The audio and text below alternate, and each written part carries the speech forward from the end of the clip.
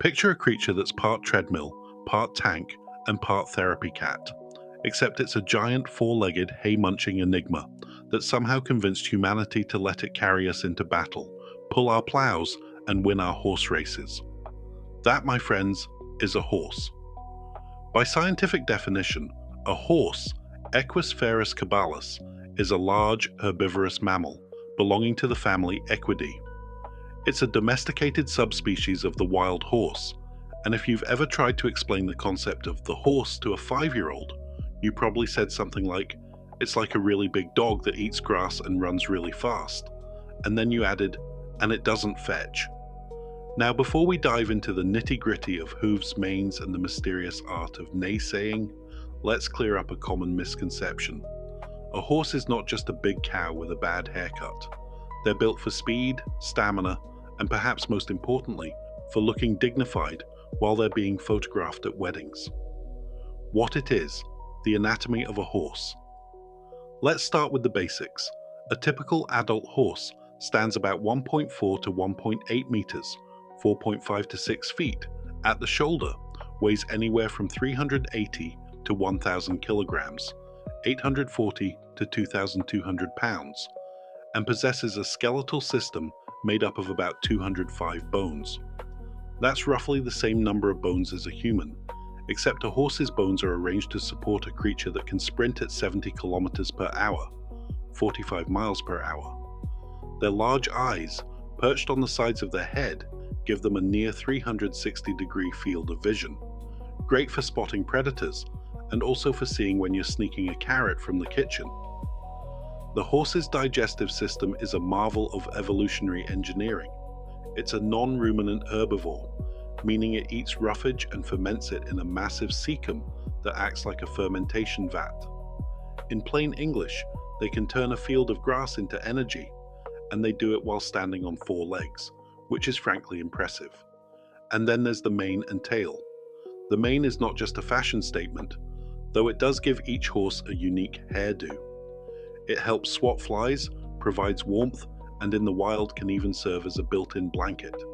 The tail, meanwhile, is a multi-tool. It can be a fly swatter, a balance aid, and when swished dramatically, a signal that the horse is either happy or about to kick a fly that's been particularly rude.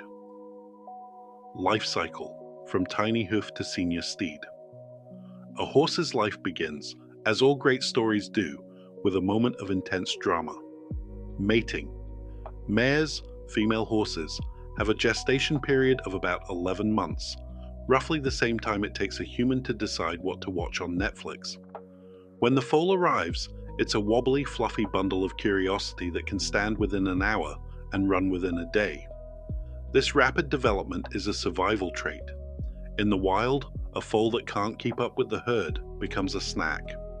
The first year, called a yearling, is a period of rapid growth. The horse's bones, muscles, and ligaments are all developing at breakneck speed, which is why proper nutrition is crucial. Think of it as the equine version of the milk and vegetables phase, but with a lot more hay. By the age of 2, many horses are already being trained for riding or driving. By 4, they're considered adults, and by 5, they're in their prime, ready to compete, work, or simply look majestic in a pasture. A horse's lifespan averages 25 to 30 years, though some lucky equines have lived into their 40s. Senior horses, often affectionately called oldies but goodies, require special care. Soft to feed, regular dental checkups, and a comfortable spot to nap in the sun. They may slow down, but they still possess that timeless charm that makes us humans keep bringing them apples. If you're enjoying galloping through this exploration of horses, be sure to give this video a like. It really helps the channel. Next, domestication. How we convinced a wild animal to be our best friend. The story of horse domestication is a tale of mutual benefit, clever strategy, and possibly a little bit of, "You scratch my back, I'll let you ride me." The earliest evidence points to the bowtie culture in present-day Kazakhstan, around 3500 BCE, where people began keeping horses for milk, meat, and possibly transportation. Why did we bother? Simple. Horses offered speed, strength, and a relatively calm demeanor, most of the time. They could carry us across vast distances, pull heavy loads, and when necessary, serve as a rather convincing substitute for a tank in the ancient warfare. The invention of the wheel, paired with the horse, gave us the first true horsepower, a term we still use today, albeit in a more metaphorical sense. As humans spread across continents, we bred horses to suit different climates and tasks. The sturdy Arabian, bred for desert endurance, became the ancestor of many modern riding breeds. The massive Clydesdale, originally a farm horse, evolved into the iconic heavy draft animal that now pulls carriages and stars in beer commercials.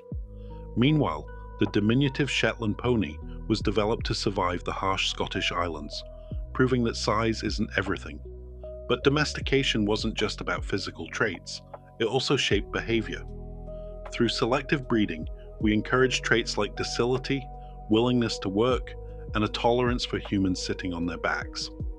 In return, we gave them shelter, food, and the occasional grooming session that, let's be honest, feels like a spa day for a horse. Roll through history. From warhorse to racehorse. If horses had a LinkedIn profile, their work history would read like a blockbuster movie script. In ancient warfare, the horse was the original tank. The Assyrians, Persians, Greeks, and Romans all relied on cavalry to dominate battlefields. The famous war horse of the Middle Ages, often a destrier, was bred for strength, courage, and a surprising degree of stamina. These horses could charge into the fray, trample opponents, and perhaps most impressively, look noble while doing so. Beyond war, horses powered the agricultural revolution. Pulling plows, hauling wagons, and transporting goods, they were the engine of pre-industrial economies. In the 19th century, the United States alone had millions of workhorses, their hooves pounding out a rhythm on dirt roads as they moved everything from timber to mail. Then came the railway, the automobile, and the tractor, machines that for a while made the horse seem obsolete. Yet the horse found new niches. The sport of horse racing exploded in popularity, giving rise to thoroughbreds that can run faster than a cheetah on a good day. Equestrian events, dressage, show jumping, eventing became Olympic sports, showcasing the partnership between human and horse. In the early 20th century, horses also became icons of law enforcement. Mounted police units patrolled city streets, their horses providing a calming presence and a mobile platform for officers. Even today, some police forces maintain horse units for crowd control and community outreach, because nothing says, "Please obey the law," quite like a 500-kilogram animal with a shiny coat. Present day, from pasture to therapy barn. In the 21st century, the horse's role has evolved into something far more nuanced. While the days of horsepower as a primary source of mechanical energy are over, horses now thrive in sports, recreation, therapy, and even conservation. Recreational riding, whether trail riding, western riding, or English riding, remains a beloved pastime for millions. In the United States alone, there are roughly 7.3 million horses used for recreational purposes, and the equestrian industry generates billions of dollars annually.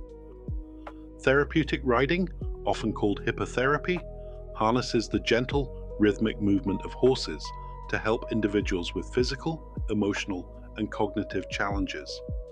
The warmth and movement of a horse can improve balance, coordination, and confidence in ways that traditional therapy sometimes cannot. There's something uniquely comforting about a creature that doesn't judge, doesn't talk back, and occasionally nudges you for a treat. Wild horse populations have also become a symbol of conservation. In places like the American West, mustangs roam public lands, drawing both admiration and controversy. Debates about population management, land use, and the ecological impact of feral horses continue, but their presence reminds us of the deep connection between humans and these animals. And let's not forget the humble horse-related content on the internet. From cute foal videos to horse fails compilations, the digital world has embraced the horse as a source of endless entertainment. It's a creature that can go from majestic stallion to dorky pony doing a wiggle in a single clip. Future. what lies ahead for the horse. As we look ahead, the horse faces both challenges and opportunities. Climate change, land development, and shifting attitudes toward animal welfare are prompting the equestrian world to rethink how we care for and use horses. One emerging trend is sustainable horsemanship. This includes practices like regenerative grazing, which helps restore soil health, and using horses for low-impact ecotourism. Think guided trail rides that leave no carbon footprint other than a few well-placed hoofprints. Advances in veterinary medicine and genetics are also shaping the future. Genetic testing can now identify predispositions to certain diseases, allowing owners to provide proactive care. Researchers are exploring gene editing techniques to preserve breed diversity and potentially reduce hereditary conditions, though ethical considerations remain a hot topic. There's also a growing interest in horse-human programs that focus on mental health, youth development, and even corporate team building. The therapeutic power of horses is being studied in rigorous scientific settings, and the results are promising. In a world that's increasingly digital, the horse remains a tangible, living link to our past and a hopeful partner for the future. Whether they're helping us heal, compete, or simply remind us to slow down and enjoy a moment of grazing, horses continue to inspire awe. If you've enjoyed this trot through the world of horses, give this video a thumbs up and consider subscribing for more deep dives into science, history, animals, and more. If you want to watch more of our animal videos, the playlist is linked above. Now, before we wrap up, here's a bonus fact. Here's something that you probably haven't heard.